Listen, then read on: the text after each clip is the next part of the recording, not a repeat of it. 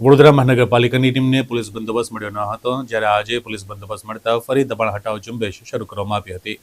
વડોદરા શહેરના પશ્ચિમ વિસ્તારમાં છાણી એલએનટી સર્કલથી મધુનગર બ્રિજ સુધીના લારી ગલ્લા, કાચા અને પાકા શેડ સહિત પૂર્વ વિસ્તારમાં ટીપીમાં સવારે ગધેડા માર્કેટ 4 રસ્તા થઈ ઠેકરના સ્મશાન તરફ જતા 27 મીટર રોડ પર ગેરકાયદેસર આવેલ 8 જેટલા ઓટલા, કેટલી દુકાનોના આગળના કાચા શેડ સહિતના દબાણોનો સફાયો 2 જેસીબી મશીનના સહારે દબાણ શાખાની ટીમે પોલીસ બંદોબસ્તને સાથે રાખીને કર્યો હતો।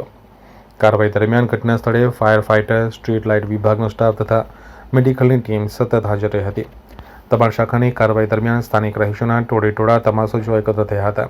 આવી જ રીતે શહેરના પૂર્વ વિસ્તારમાં ટાઉન પ્લાનિંગના સવાદ ક્વાર્ટર્સથી ન્યૂ વીઆઈપી રોડ, ગધેડા માર્કેટ 4 રસ્તાથી ઠેકરના સ્મશાન જવાના 27 મીટરના રોડ પર 8 જેટલા પાકા ઓટલા, કાચા શેડ અને દુકાનદારોએ બનાવેલ કાચા શેડ સહિતના ગેરકાયદેસર દબાણો 2 જેસીબી મશીનના સહારે તોડી પાડી રોડ રસ્તા ખુલ્લા કરાયા હતા। આ કાર્યવાહીમાં સાવચેતી રૂપે ફાયર બ્રિગેડ, મેડિકલ અને સ્ટ્રીટ લાઇટ વિભાગની ટીમ તૈનાત રાખવામાં આવી હતી, જ્યારે વરસિયા પોલીસ મથકના જવાનોએ બંદોબસ્ત જાળવ્યો હતો। આજરોજ આપણે વડોદરા શહેરમાં ગધેડા માર્કેટ 4 રસ્તાથી ઠેકરના સ્મશાન સુધીના રોડ પર રસ્તા રેસામાં આવતા દબાણો જે હોય કાચા પાકા એ દૂર કરવા માટે લોકોને જાણ કરી છે અને નોટિસ આપી છે। એટલે અઠવાડિયા 10 દિવસનો સમય આપ્યો છે એમને કે એમને જાતે દૂર કરી દેવાનું રહેશે।